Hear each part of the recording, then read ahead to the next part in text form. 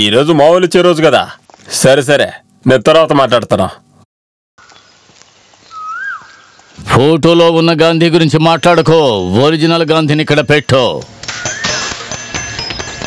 పోయిన నెల వ్యాపారం చాలా మోసం ఉంది.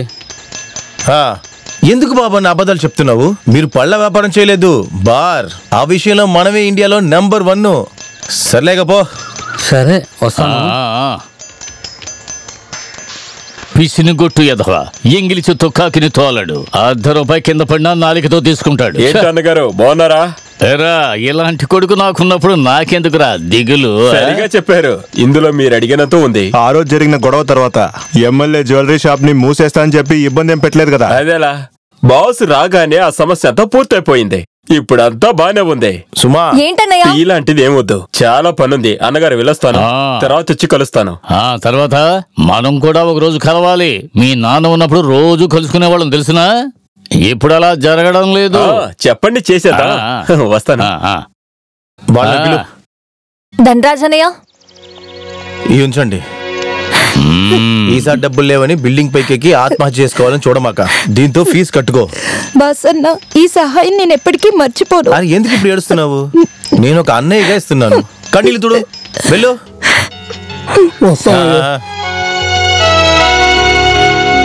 ఇదా సుశీలకి ఇచ్చే. సొసైటీలో చేసిన అప్పు తీర్చేసి పత్రాలు తీసుకోవాలని చాలా రోజుల నుంచి ఆలోచిస్తుంది.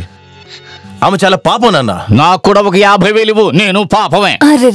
ఏంటి రక్షిస్తాడా? రక్షించడానికి ఆయన ఏమైనా దేవుడా? మీరు అలా చెప్పకండి. మామూలు తీసుకుంటున్న డబ్బులు వాడు ఇంటికేం తీసుకెళ్ళట్లేదు, ఊరి ప్రజలకి అది ఇచ్చేస్తున్నాడు కదా. అదే అతను తెలివితేటలు రాధాకృష్ణ. ఊరు వాళ్ళని కలెక్ట్ చేసే ఫార్ములా అది. ఏదో ఒకటి చేస్తున్నారు కదా. ఒకరోజు మన రామన్న హార్ట్ ఆపరేషన్ కి డబ్బులు కావాలి అని అడిగి ఆ రోజు పంచాయతీ ఆఫీస్ కి వచ్చారు, గుర్తుందా మీకు? ఆ రోజు ఫండ్ లేదు, అది లేదు, ఇది లేదని వదిలేశారు మీరు. అప్పుడు సాయం చేసింది బాస్ మాత్రమే.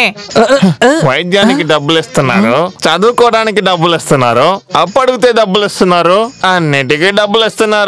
నాలా కష్టపడి తాగే వాళ్ళకి ఎవరైనా తాగడానికి డబ్బులు ఇస్తున్నారా? నేను ఈ లోకంలో బతికే ఒక మనిషి. చెప్పండి ప్రెసిడెంట్, చెప్పండి. ఇప్పుడు మీరు నాకు చెప్పాల్సిందే. చెప్పండి. మన ఊరు ప్రెసిడెంట్ కి జై, మన ఊరు ప్రెసిడెంట్ కి జై. ఇదేనే ఈ ఊరు వాళ్ళ బుద్ధి.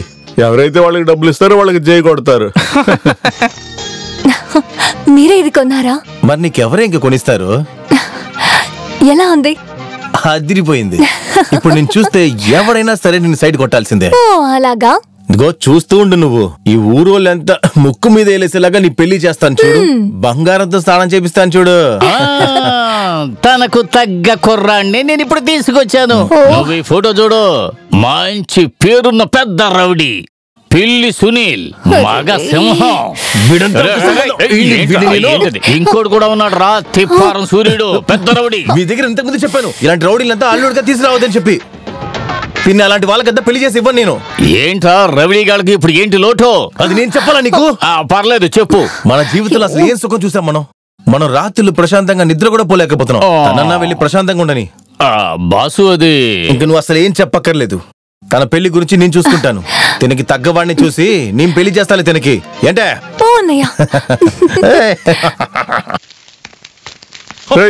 ఈ పంచాయతీలో ఒక మంచి విషయం జరిగినప్పుడు నువ్వేంద్రా ఇక్కడ కూర్చున్నావు? ఏమైంది? రారా రారా అంటుంటే. ఏమైందో చెప్పండి. రారా చెప్తానుగా.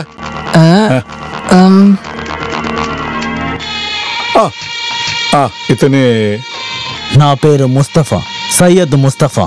ఒరే బాసు, బాసు, బాసు, అన్నీ బాగా నిద్రపోతున్నారు. మధ్యాహ్నం సమయంలో నిద్ర ఏంట్రా? మీ నాన్నని బెజవాడ భాస్కర్నిరా. తండ్రిని కూడా చూడలేదు, పొడిచి పడేస్తాను. ఒరే బెదవా, ముందు నేను చెప్పేది విను. మన పంచాయతీ ప్రెసిడెంట్ ఉన్నాడు కదా, వాడు ఒకరిని దింపాడు. క్వారీని వేలంపాటలో పాడడానికి ఒకరిని తీసుకొచ్చాడు. వాడిని తీసుకొచ్చి మార్కెట్లో అందరికి పరిచయం చేస్తున్నాడు. ఏలం పాట. అందుకని మీ అందరినీ సాక్షులుగా చేసుకుని నేను ఇది చెప్తున్నాను. ఈ ముస్తఫా ఒక చిల్లి కాని కూడా బాసుకి కప్పం ఇవ్వబోవడం లేదు, ఇచ్చే ప్రసక్తే లేదు. రౌడీజం చేసి డబ్బులు వసూలు చేయాలనుకుంటే అది అతని పతనానికి మొదటి మెట్టు అవుతుంది.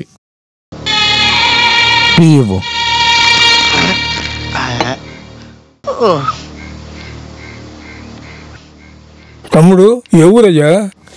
చాలా దూరం నుండి వస్తున్నాను. తర్వాత ప్రెసిడెంట్ చెప్పింది విని ఏది కూడా ఆలోచించకుండా ఏమీ చెయ్యొద్దయ్యా.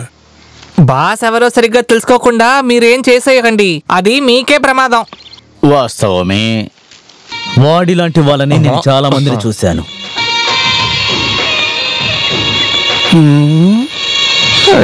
ఖచ్చితంగా ఇతను ఏదో ఒక దారికి లేకుండా వెళ్ళడు. ఏంటది దెబ్బలు తినేది ఇతనా లేక ఆ బాస్ అనేది చూద్దాం. మీరు అతని కళ్ళు చూసారా? ఎవరి దగ్గర లేని ధైర్యం అతని దగ్గర ఉంది. ఈసారి బాస్కి చాలా కష్టం. వస్తా. ఇంకా ఆలోచించడానికి ఏమీ లేదు. వెళ్ళి వాడి వెన్నెముక విరగొట్టిరా. వాడు ఈ రోజు మాట్లాడినట్టుగా మరొకటి దగ్గర ఈ విధంగా మాట్లాడకూడదు. అవును, ఊర్లో ఉన్న వాళ్ళందరికీ వాడే సపోర్టు. వాడికి జరగబోయేది అందరికీ ఒక పాఠం ఉండాలి.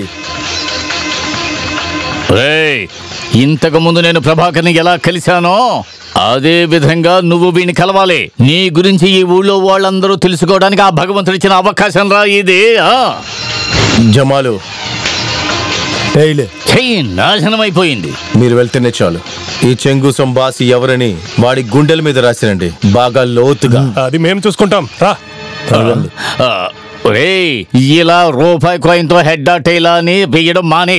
నువ్వు ఇలాగే చేస్తూ వెళ్ళావంటే నువ్వు గొడవ పడ్డం చూడకుండా నేను చచ్చిపోతాను రా. పూ పడిలా చేసింది నేను కాదు నాన్న, నువ్వు దండం పెట్టుకునే భగవంతుడే. అయ్యో ఆది పరాశక్తి తల్లి, మమ్మల్ని కాపాడు తల్లి.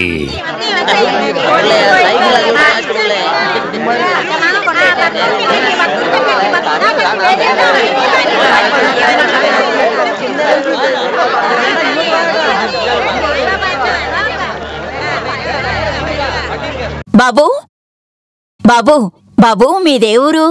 అమ్మా చెల్లెలు ఎవరూ లేరా? ఇలా చూడు, ఈ ఊర్లో నువ్వు తప్పుగా ప్రవర్తించకు. బాస్ ఎవరో తెలుసా నీకు? ఆయన ఒక పెద్ద రౌడీ.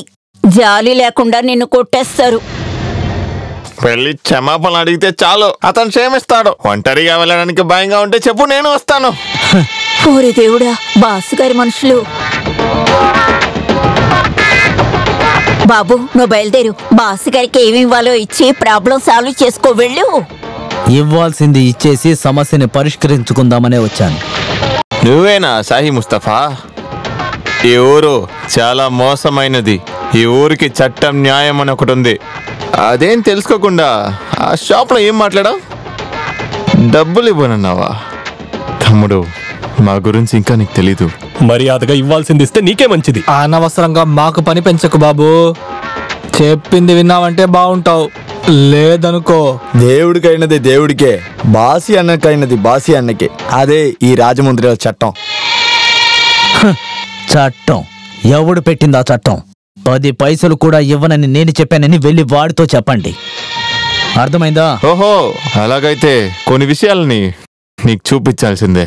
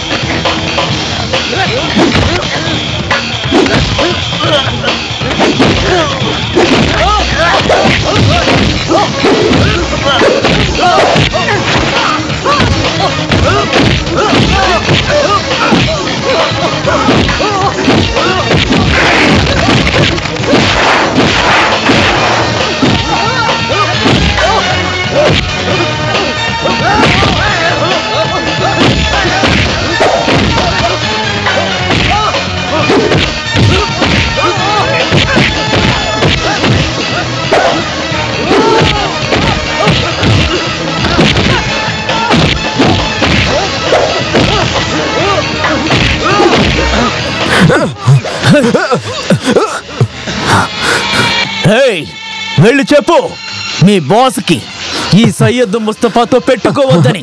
వెళ్ళరా.